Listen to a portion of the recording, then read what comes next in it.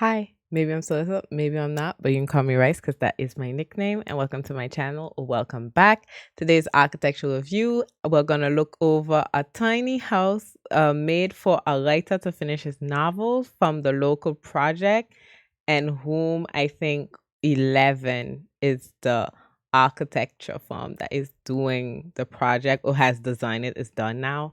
So we're going to look through that. And as usual, this is for educational purposes. If you want ideas for your own home, if you want ideas for when you're looking to buy or rent a home, and the microphone has a mind of its own. Let's start.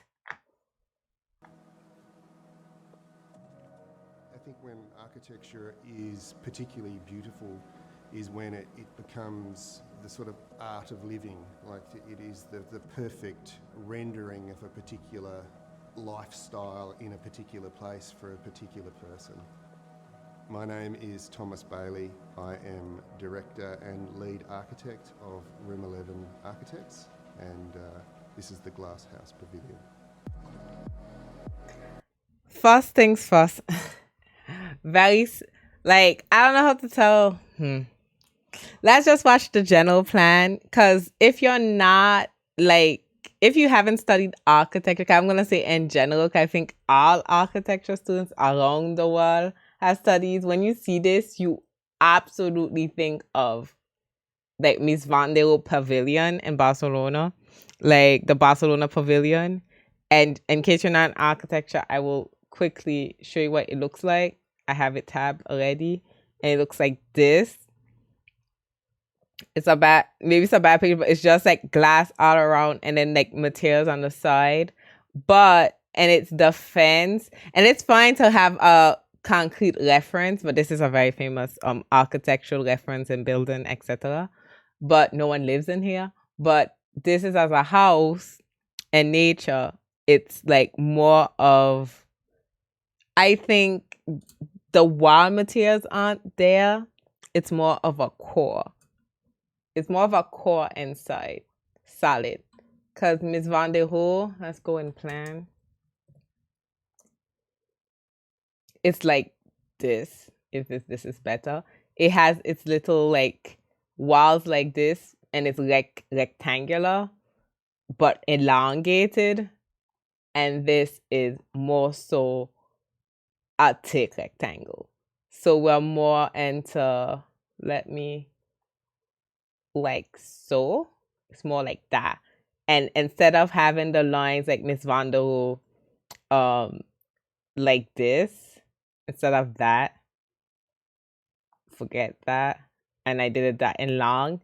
We have more of a small side. That's still the eraser.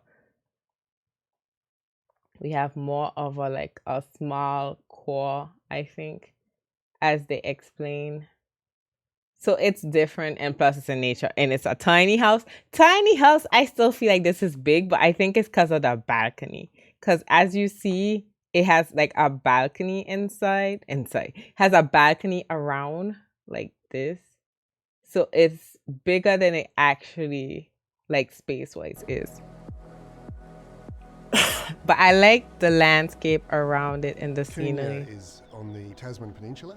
It's a sort of classic destination for Hobartians for the weekend. Sorry, for its I great should make it big again. And, My bad. It also has quite an interesting microclimate.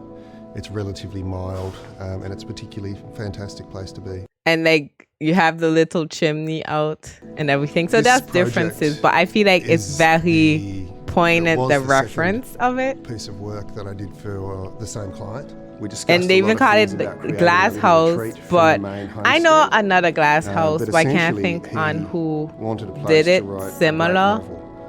And that was a really fantastic brief for me. It obviously appealed to any sort of poetic drives that I have. Again, I'm gonna link the whole video below, and I'm just gonna skip it to the architectural explanation. That was the, because even they have open space. Like this part reminds me again of like the Barcelona Pavilion, where you have the glass between the open like rooftop, the space. The only thing is they don't have water. You know, that's like a little bit like the driver for this building. The reference. Would you live in something like that? Let me know down below in the comments. Would you live in something like this? Filter that we can have. Just and nature, glass everywhere. Is a wonderful material for architects. We can be in the sun and out of the wind.